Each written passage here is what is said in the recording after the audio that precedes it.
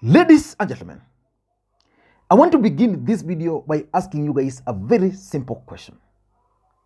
Is there anything which can stop William Samoei Arap Ruto, the President of the Republic of Kenya, from removing the presidential term limit from our constitution? Is there anything? If William Ruto could defeat a combined force of Uhuru Kenyatta and Raila Odinga to become the President of the Republic of Kenya as an outsider, I don't think anything will stand in his way if he decides to remove the term limit from our constitution. To remove the term limit, you only need to follow the law, because the term limit is actually protected in our constitution. And the procedure is very simple. Number one, public participation. Already we are discussing the issue of the term limit, because the United Democratic Alliance members of Parliament, UDA members of Parliament, are already planning to change that particular law in our constitution. So we are going to discuss it. William Ruto will simply need to organize a series of political rallies, and that will be public participation. Number two, after public participation, he will only need 2/3 of members of Parliament and senators to vote in favor of that move. If Uhuru Kenyatta and Raila Odinga could get 2/3 of MPs to pass BBI, despite the fact that even William Ruto had more members of Parliament at that time, let me assure you, nothing is going to stand on the way of William Ruto.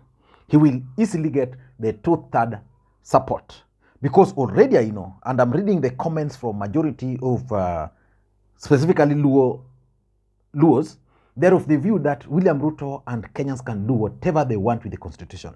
So they may actually pile pressure on their members of Parliament to vote in favor of that move.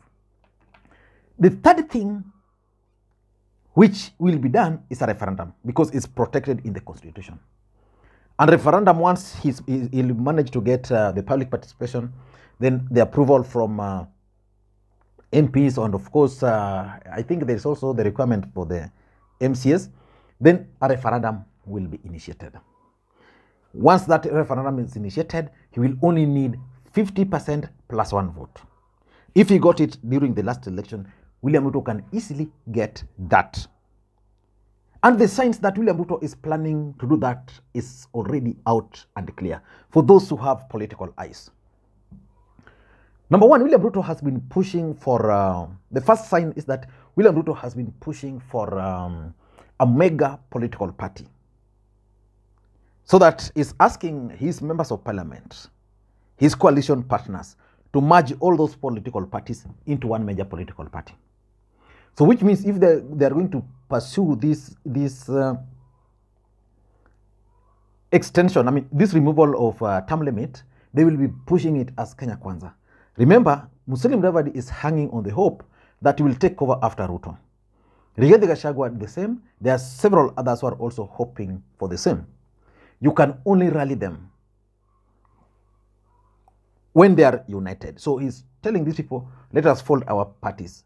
Already ANC party is dead, because the party has been handed over to someone in Lamu. The former, I think it's the current governor again for Lamu, which means William Ruto can easily take charge of that. The second thing is the judiciary. Remember, the judiciary decided to throw out the referendum, the BBI referendum, on the account that there was no public participation.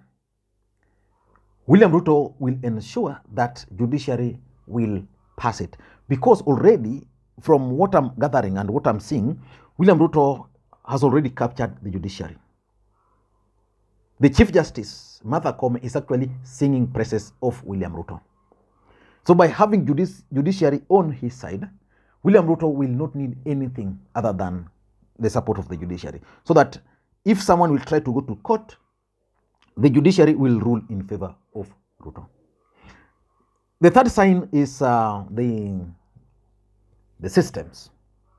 If you've been observing William Ruto of late, he's concentrating specifically on two things. the judiciary and the security apparatus. The security apparatus is now fully under his control. If he managed the other time without them, what do you think can stop him? So the fact that the Fafi member of parliament is already talking about UDA plan means that they have this particular plan. So in this video, I want us just to briefly look at the objectives why the Fafi member of parliament is talking about removing presidential term limit at this particular hour, because it's still too early. But before you do that, in case you are watching the channel for the first time, please take a second or two, click that subscribe button so that next time we produce a video like this, YouTube will automatically notify you. And to the subscribers, I want to continue thanking you guys for your continued support, because without that support, this channel cannot be where it is now. Let us get back to the main issue. The Fafi member of parliament decided to let the cat out of the bag. That UDA members of parliament are planning to remove the term limit from our constitution. Effectively, that would mean William Ruto will be eligible to become the president of the Republic of Kenya for 2 terms. Because what they are suggesting is that they remove the term limit, but they cap it with the age limit. So basically, William Ruto is looking at locking out Kalonzo Musyoka. And because in politics, nothing happens out of mere coincidence, if they cap it at 75, it means Kalonzo Musyoka might not be eligible after 10 years. So they want to lock potential candidates. And that's why I always say that in politics, nothing happens out of mere coincidence. The other day, you saw Didmas Baraza mocking Kalonzo Musyoka, that by 2032, because they believe Ruto is going to win again, so the only contest will be in 2032, Kalonzo Musyoka will be 79 years. So basically, if you look at the age of Kalonzo during that time, he will be 79, and William Ruto allies are saying that they change the constitution to remove the presidential term limit, but cap it on age, which will be 75. So it means Kalonzo Musyoka will be out of the equation.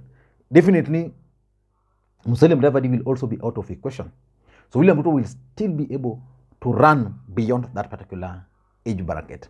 Because William Ruto, I think, is 55. So within 20 years, he will be still 75. So he will still be able or eligible to run. But Kalonzo, Mudavadi, Rigathi, those other group of people will be out of the equation. So why do you think the guys are talking about it right now? Number one, I think they want to test the reaction of Kenyans. How are Kenyans going to react to this particular move? Already I'm seeing different reactions. Kenya Kwanza, especially the Kalenjins, are excited. Those who supported Uhuru Kenyatta are also excited because they believe they can bring Uhuru back again. Those who are supporting Raila Odinga, for them, they don't care. But these guys are trying to test the reaction of Kenyans. And I'm sure by the end of the day today, the intelligence system, if indeed they're advising William Ruto, will sit with him down and tell him that Kenyans are not happy with this type of discussion. So slow down your people, because there's no way this gentleman can just wake up one day to talk about this particular event. This particular issue. No way. And the choice of Fafi member of parliament is also telling.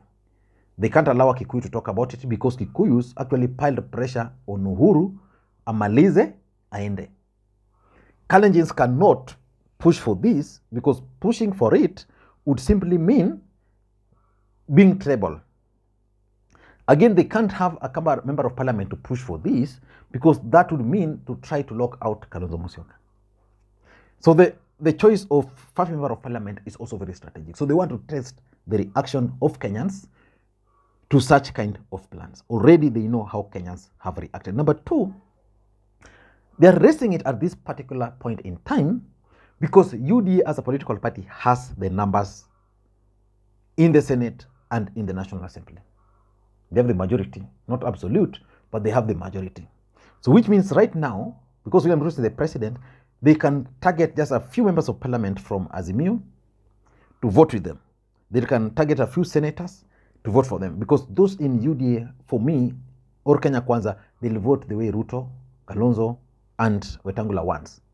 So they want to take advantage of the numbers and also the advantage of the goodwill they still enjoy in the first term. Because a lot of things are likely to change in the second term. If they don't do it now, probably in the second term, the promises they made to Kenyans might not have been achieved. So Kenyans will really not be very happy and not keen on changing the constitution. So they want to, they're raising it right now because of the numbers which UDA enjoys, Kenya Kwanza enjoys, because of the goodwill they still have in the first term. And mapema ndio best. Yeah, that's number 3. Mapema ndio best, starting early, so that they deal with it in the first term. So that if there's a referendum, they deal with it, so that in the second term, William Ruto will go knowing so well that will also continue in the third term and the fourth term. The question I'm asking as I conclude, is there anything which can stop Ruto? William Samoei Arap Ruto, the man who defeated the dynasties, the first man in the history of Kenya to contest for the presidency for the first time and won. Is there anything which can stand on his way if he decides to change the constitution of the Republic of Kenya?